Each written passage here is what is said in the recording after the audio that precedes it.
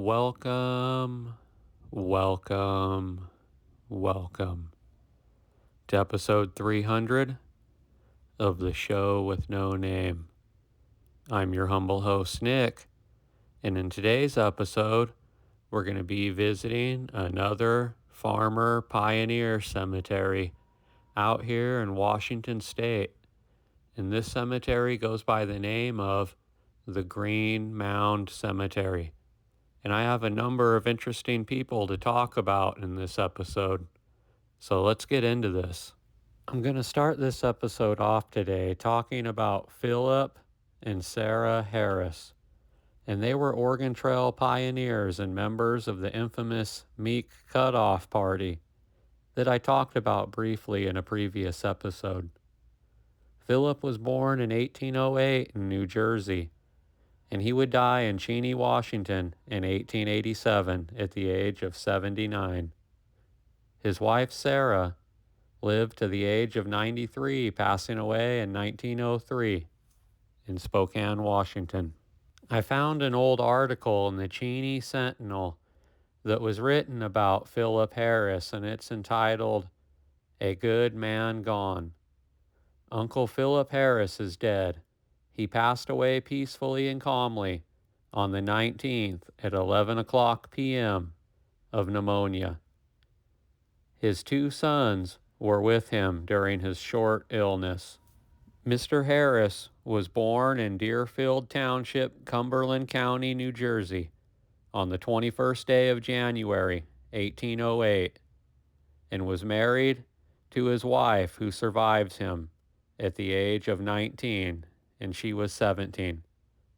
He left New Jersey and settled in Ohio, afterward removed to Missouri, and came to Oregon in 1845, when the whole party came near starving to death on the route. Uncle Philip lived in Washington County, Oregon, until about 12 years ago, when he crossed the mountains for eastern Washington, and has since resided on the margin of Granite Lake, 4 miles north of Cheney. This remarkable man was an exception to the general mass of mankind. He was a philosopher and communed with nature, preferring the beauties of the clear lake, the green grass, and the towering mountains, or the natural environments of life, to the gilded church spire, the cushioned pew, or the fashionable society. He loved God and hated evil. No man bore with the afflictions of mankind with more calmness or charity than did the subject of this sketch. Nothing ever ruffled his temper or aroused his anger. Always kind, persuasive, and lovable in his disposition. Always ready with a big heart and open hands to aid a struggling fellow man and encourage the young to good works. He was strictly a pioneer and spent all of the days of his manhood on the frontier. If he had an enemy on earth when he left it, he was not aware of it. He was a consistent member of the Baptist Church and done good all the days of his life. Truly a remarkable man has gone, full of years and good works. If the world was full of such men, wars would cease, and the doors of courthouses and jails would be closed forever. There's another member of the Harris family that is buried here, and his name was Stephen Harris, and he was born sometime in January of 1876, and he would pass away in Cheney on July 4th, 1927, at the age of 51.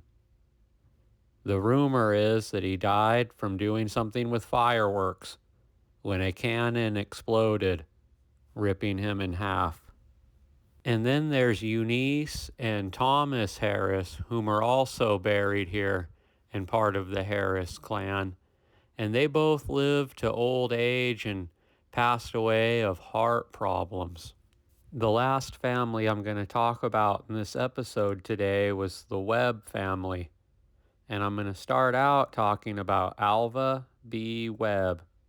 And she was born on January 23rd, 1884 in Washington State.